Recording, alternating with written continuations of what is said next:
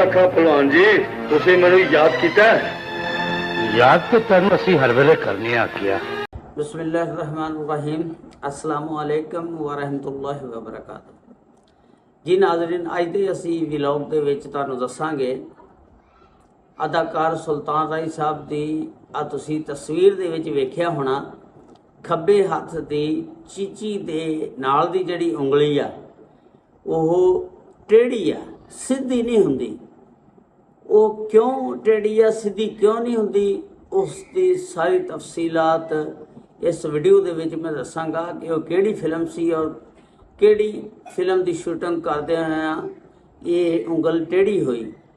तो लो जी, ये चैनल ते नवे हो तो चैनल को सबसक्राइब लाइक और शेयर जरूर कर देना। तुहाड़ियां मुहब्बतां दा बड़ा शुक्रिया।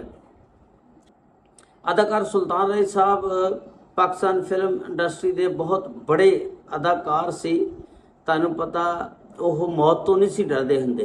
कोई भी मुश्किल तरीन सीन होवे, जिन्ना मर्जी औखा होवे, उहनूं ओह कदे भी करने तो बाद नहीं सी आउंदे। वो कहंदे सी मैं करके हटांगा, उहनूं बतौर चैलेंज समझ के किरदार नूं करदे हुंदे सी। ते उन्हां नूं अपने फन दे नाल, अपने काम दे नाल इन्ना लगन सी, प्यार सी। इसी वजह ना, काम की वजह ना, शौक की वजह ना, लगन मेहनत की वजह ना अल्लाह ताला ने उन्हां नूं फिर अरूज भी बड़ा बख्शिया, उहदा सिला दिता काम दा। कोई भी काम आ तुसीं अपने शौक दे नाल करो, दिलजमी दे नाल ते लगातार करो ते अल्लाह ताला कामयाबियां अता फरमांदे ने। इसी तरह सुल्तान राही साहब ने भी बड़ियां जिंदगी दे विच कामयाबियां समेटियां और ਜਿਹੜੇ ਕੰਮ ਨੂੰ भी ਉਹ जुड़ जाते सी ਉਹਨੂੰ फिर मुकम्मल करके हटते हुंदे सी। इसी तरह ये फिल्म तूफान सी सन 1976 ਦੇ ਵਿੱਚ ਜਿਹੜੀ रिलीज़ हुई 9 अप्रैल ਨੂੰ।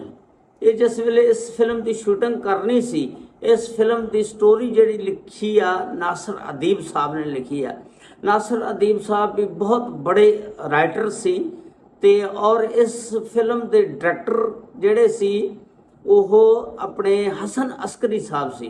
नासिर अदीब साहब दसदे ने हसन अस्करी साहब एशिया दे विच नहीं, यानी एडे जहीन और काबल आदमी सी कि पूरे एशिया दे विच इहो जिहा बंदा नहीं नज़र आया। ये नासिर अदीब साहब के अल्फाज सी। ते और वाकई हसन अस्करी साहब ने बहुत टॉप दियां फिल्मां दित्तियां, मसलन जिहदे विच एक पुत्र जगे दा, इस तरह बड़ियां हिट फिल्मां दित्तियां। ते अगर तुसीं वो वेखो तो पुरानियां फिल्मां उन्हां दे विच बड़ी इंटरस्टिंग स्टोरी है।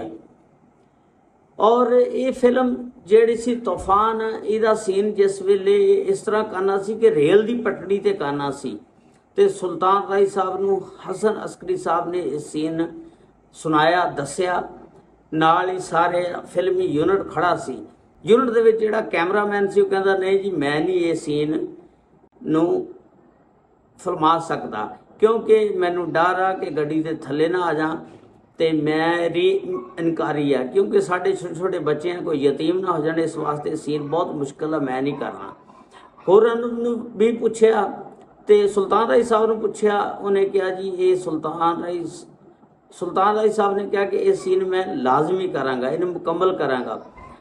ते लेकिन हसन अस्करी साहब कहने लगे कि यार जदों सारे बंदे इनकारी करी जा रहे हैं भी ये सीन मुश्किल आ, ये रिस्क लैने वाली गल आ, जान का बहुत ज़्यादा खतरा आ ते जान जा भी सकती है।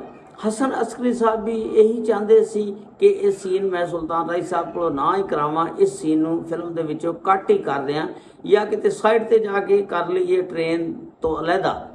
ते लेकिन वो अदाकार सुल्तान राही साहब जिद हो गए, उन्होंने बहुत ज़्यादा जिद की। उन्होंने कहा कि ये सीन जिहड़ा मैं लाजमी करांगा।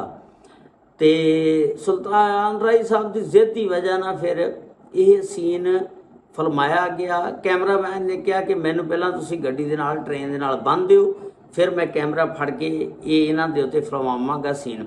वो सीन सुल्तान राही साहब ने ट्रेन दे थल्ले वड़ के चिपक के सीन फिल्माना सी ते और फिर वो सीन इस तरह मुकम्मल किया गया और अल्लाह अल्लाह करके मुकम्मल किया गया सीन। तो जिस वेले मुकम्मल होया ਤੇ ਸ਼ੁਕਰ ਸਾਰਿਆਂ ਨੇ ਅੱਲਾ ਦਾ ਕੀਤਾ। ਅਲਹਮਦੁਲਿਲਾ ਸੀਨ ਕਰਦੇ ਹਾਂ ਫਰਮਾਉਂਦੇ ਹਾਂ ਸਾਰੇ ਡਰਦੇ ਸੀ ਕਿ ਕੋਈ ਜਾਨ ਨਾ ਚਲੀ ਜਾਵੇ। ਖਾਸ ਕਰ ਹਸਨ ਅਸਕਰੀ ਸਾਹਿਬ ਡਰਦੇ ਸੀ ਕਿ ਯਾਰ ਲੱਖਾਂ ਕਰੋੜਾਂ ਪੈਸਾ ਇਨਵੈਸਟਮੈਂਟ ਲੋਕਾਂ ਨੇ ਫਿਲਮਾਂ ਤੇ ਕੀਤਾ ਹੋਇਆ ਸੁਲਤਾਨ ਰਾਏ ਸਾਹਿਬ ਦੇ ਉੱਤੇ, ਅਗਰ ਇਹਨਾਂ ਨੂੰ ਕੁਝ ਹੋ ਗਿਆ ਤਾਂ ਸਾਰੀ ਫਿਲਮ ਇੰਡਸਟਰੀ ਮੈਨੂੰ ਲਾਨ ਤਾਨ ਕਰੇਗੀ, ਮੈਨੂੰ ਕਹੇਗੀ ਕਿ ਤੁਸੀਂ ਸਾਡਾ ਇੱਕ ਹੀਰੋ ਜਿਹੜਾ ਉਹ ਮਾਰ ਦਿੱਤਾ ਔਰ ਸਾਡੀ ਫਿਲਮ ਇੰਡਸਟਰੀ ਬਹਿ ਜਾਏਗੀ।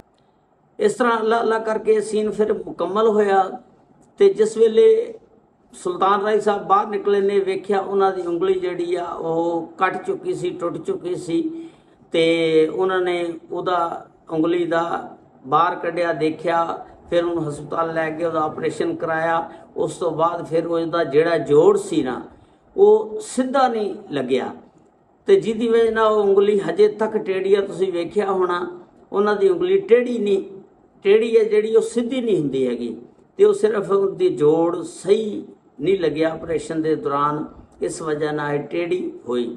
ਸੁਲਤਾਨ ਰਾਏ ਸਾਹਿਬ ਏਡੇ ਵੱਡੇ ਫਨਕਾਰ ਸੀ, ਅਦਾਕਾਰ ਸੀ ਕਿ ਉਹ ਮੌਤ ਕੋਲੋਂ ਵੀ ਨਹੀਂ ਸੀ ਡਰਦੇ ਹੁੰਦੇ। ਦੇਖ ਲਓ ਤੁਸੀਂ ਏਡਾ ਔਖਾ ਮੁਸ਼ਕਲ ਤਰੀਨ ਜਿਹੜਾ ਉਹਨਾਂ ਨੇ ਸੀਨ ਫਰਮਾਇਆ ਆਪਣੇ ਉੱਤੇ ਤੇ ਇਸ ਤਰ੍ਹਾਂ ਉਹਨਾਂ ਨੇ ਇਹ ਸੀਨ ਮੁਕੰਮਲ ਕਰਵਾਇਆ। ਉਮੀਦ ਹੈ ਇਹ ਸਟੋਰੀ ਤੁਹਾਨੂੰ ਪਸੰਦ ਆਈ ਹੋਏਗੀ। ਅੱਲਾਹ ਤਾਲਾ ਸੁਲਤਾਨ ਰਾਏ ਸਾਹਿਬ ਨੂੰ ਜੰਨਤੁਲ ਫਿਰਦੌਸ ਦੇ ਵਿੱਚ ਆਲਾ ਮੁਕਾਮ ਅਤਾ ਫਰਮਾਏ। ਹਸਨ ਅਸਕਰੀ ਸਾਹਿਬ ਨੂੰ ਵੀ ਆਪਣੀ ਰਹਿਮਤ ਦੇ ਨਾਲ ਜੰਨਤੁਲ ਫਿਰਦੌਸ ਆਲਾ ਮੁਕਾਮ ਅਤਾ ਫਰਮਾਏ। ਸਾਡੀਆਂ ਦੁਆਵਾਂ ਤੁਹਾਡੇ ਨਾਲ ਨੇ। ਅੱਲਾਹ ਤਾਲਾ ਤੁਹਾਡੇ ਸਾਰਿਆਂ ਤੇ ਵੀ ਰਹਿਮਤਾਂ ਫਰਮਾਏ। ਅਸਲਾਮੁ ਅਲੈਕੁਮ ਵਰਹਿਮਤੁல்லாਹਿ ਵਬਰਕਾਤੁਹੂ।